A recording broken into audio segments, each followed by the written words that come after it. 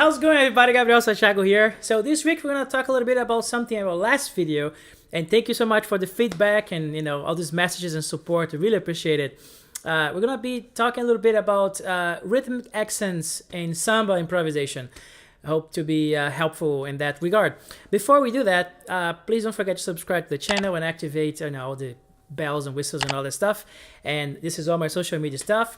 Let me know what you think in the comments. Let me know what you want to hear next. Let me know what you want me to talk about. It's been really fun making these videos, and hopefully I'll see you in the next one. Bye.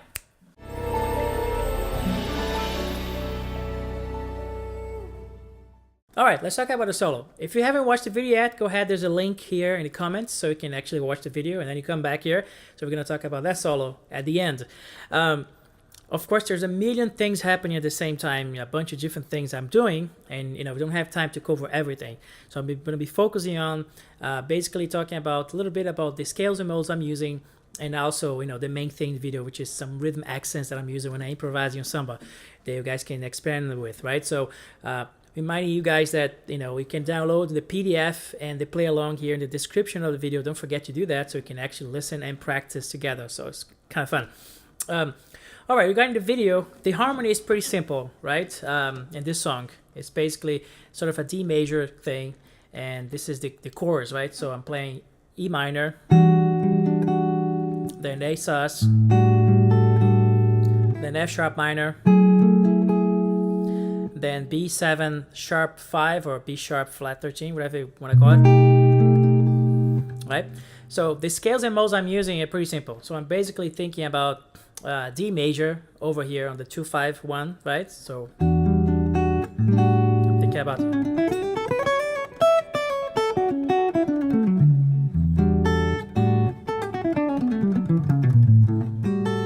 right. You can think of D major for these two chords, or just E Dorian and A Mixolydian, which are the same thing, right? D major over everything.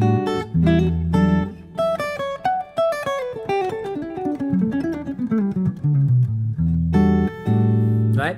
And then on F sharp, it's a third degree in D major. I could kind of try the Frisian sound here, but I really want to have that ninth in the chord, the G sharp, right? So I can play that Frisian. So I'm choosing to play actually A major over that. Or if you want to go the modes, the F sharp Aeolian, right? The natural minor-ish sound, right?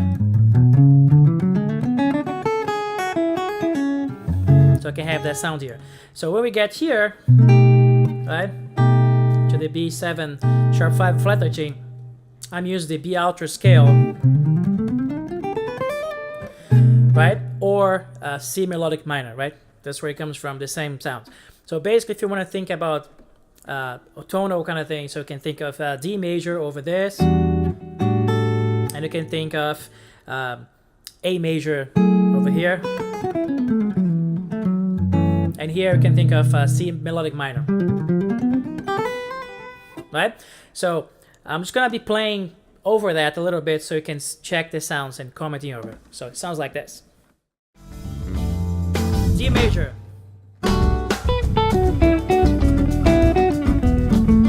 A major,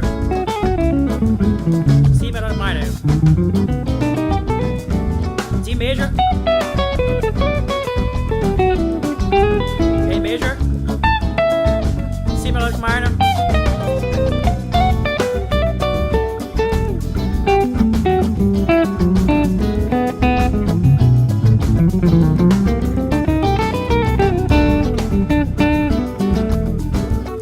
something like that. So talk a little bit about the accents now. When I am playing time, improvising over, I'm thinking of 16th notes, 16 grid in my mind at the time. And I made a video a long time ago about that, and I'm gonna do one soon about that samba grid thing. But basically, when I'm playing the 16 notes, I'm putting some accents in certain places, because I can't just play. I can't just play bebop over this stuff. It just doesn't work, right? I have to get into language. And the way I do it, I accent the second 16th note mostly all the time, right? So if I have a phrase like this, like D major, right? I'm not playing that like, you know, stiff and square. Like, I'm not doing that. I'm accenting this. Doing this. You see the accents? Right? And the next thing I'm doing is actually leaving a rest in the first 16. So I'm the parapata, parapata, parapa. So I'm always having this little rest on the first 16 note, and it sounds like this.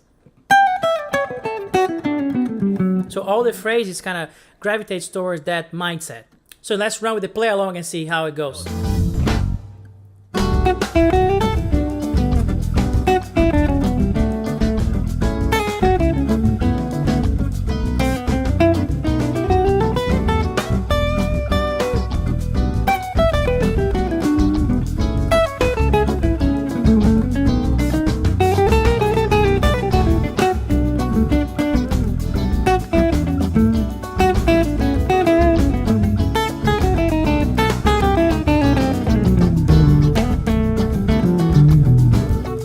Something like that. You feel the accents, right? So you gotta accent the second 16 note all the time. So another thing to wrap up our video, another thing that I do all the time is that, you know, I love drums. I'm always like tied to the drums when I'm soloing. I'm always listening to them. And in this case, I was trying to, like, you know, play together with these drums. Of course, this is myself playing the drums because I programmed everything, right? But I'm just kind of drawing the groove from a bunch of drummers that I really love to play with, you know, drummers like Santiago and Adriano Santos, Hernani Castro, Erivelton Silva. They're all great drummers, especially playing samba. So there's a lot of stuff that they do that I kind of tag along and try to follow. There's a specific thing that I use on this video that I use all the time, which is whenever I'm transitioning from a chorus to another chorus, right? On this case, on the, you know, F sharp, and we go to the B7, heading to the next chorus, E minor. On the first bar of the next chorus, I'm usually accenting the second 8 note.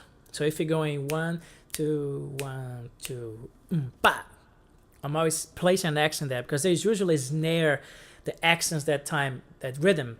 Because there's always a snare that hits that second 8 note all the time, at least from the guys I like to play with. So I'm always like accenting that I'm playing a note there in the same rhythm they're playing.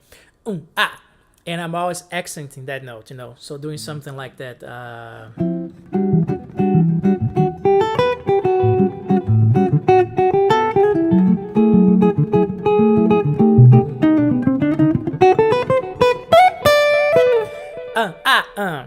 Right, so here now I'll play the groove, and then I'll follow with you guys what I'm talking about.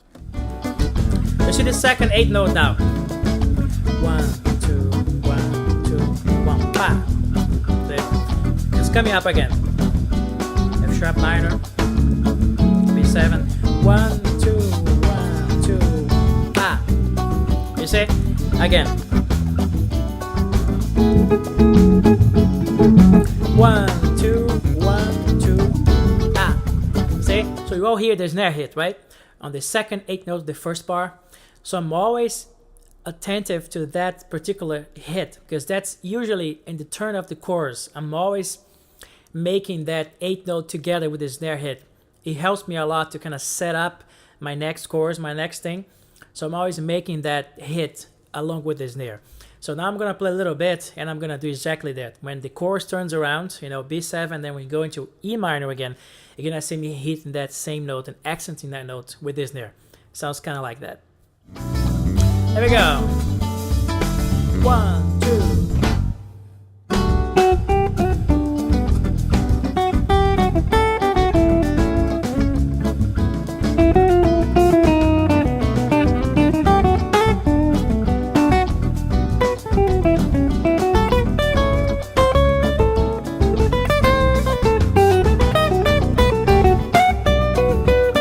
Got the idea? Again.